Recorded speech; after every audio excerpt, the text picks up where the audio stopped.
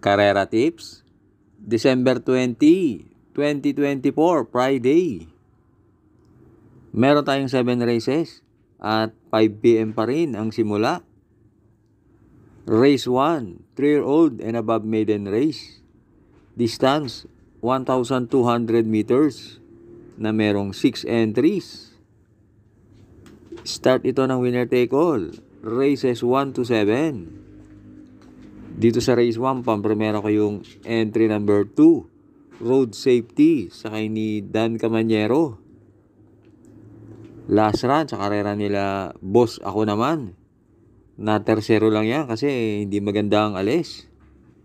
Dito pag nakabandera yan, tingin ko mananalo na yan. Panigundo ko yung entry number 3, Tadeus, sakay ni JB Guerra. First official run lang niya ngayon at may barrier yan na 117 sa 1-2. Kaya dito sa race 1, pampremera 2, road safety. Panigundo 3, Tadeus. Race 2, Pilrocom rating base class 5, 11 to 15, split. Distance 1,200 meters na merong 8 entries. Start ito ng pick 6, races 2 to 7. Dito sa race 2, pampremera ko yung entry number 2, Aliana, sakay ni GL Ciego Jr. Matulin yan si Aliana at tingin ko siya ang babandera rito.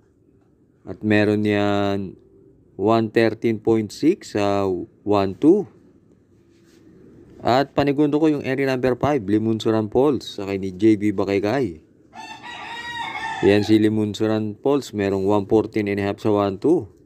At sa tingin ko, isusunod lang yan dahil matulin yung 2. Kaya dito sa race 2, pampremera 2, Aliana. Panigundo 5, Limunsuran Falls. Race 3, Pilrocom rating base class 5, 6 to 10 split. Distance 1,200 meters na merong 7 entries. Start ito ng pick 5, races 3 to 7. Dito sa race 3, pampremera ko yung entry number 4, Crown Jewel, sakay ni A.R. Ramos. Lately, consistent naman yan si Crown Jewel sa kanyang mga takbo. At siya ang may best time dito na 115.5 sa 1-2. At panigundo ko yung babandera na entry number 5, Windstorm, sakay ni JQ Cabarrios. Lately, maganda ang pista. Pwedeng mapabor sa kanyang karera. Kaya dito sa race 3, pampremera 4, Crown Jewel. Panigundo 5, Windstorm. Race 4, Pilrocom rating base class 5 with 5 points. Split. Distance 1,200 meters na merong 6 entries. Start ito ng pick 4, races 4 to 7. Dito sa race 4, pampremera ko yung entry number 4, Sinag, sakay ni John Alvin Guse.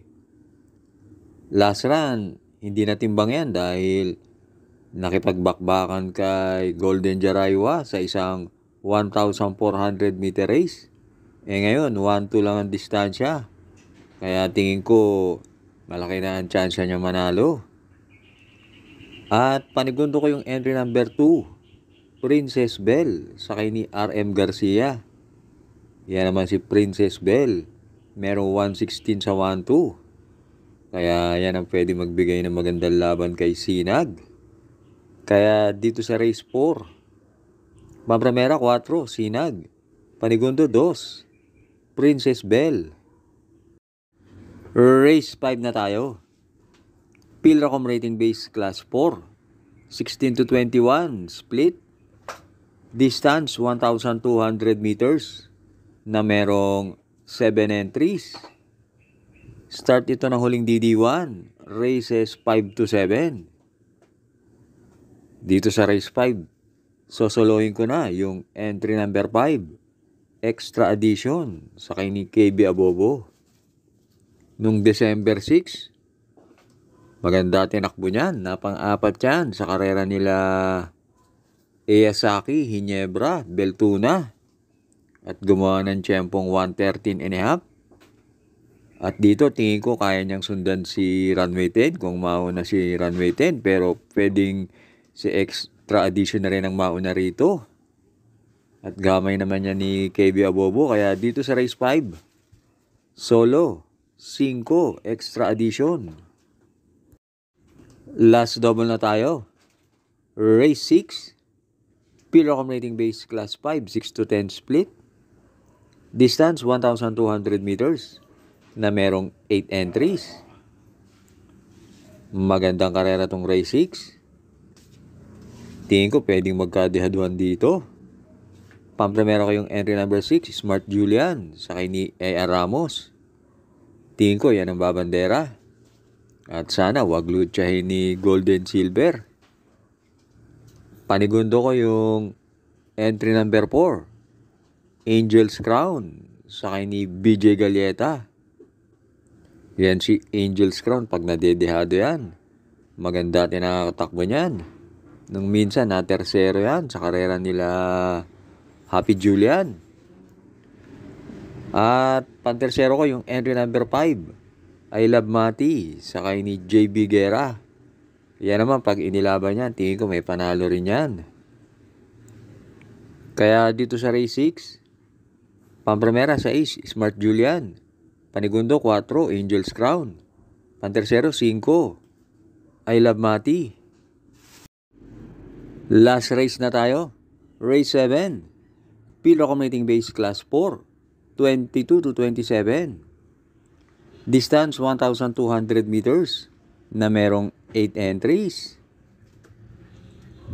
Dito sa race 7, pamprimera ko yung babandera na entry number 2, Hinebra, sa kay ni JB Hernandez.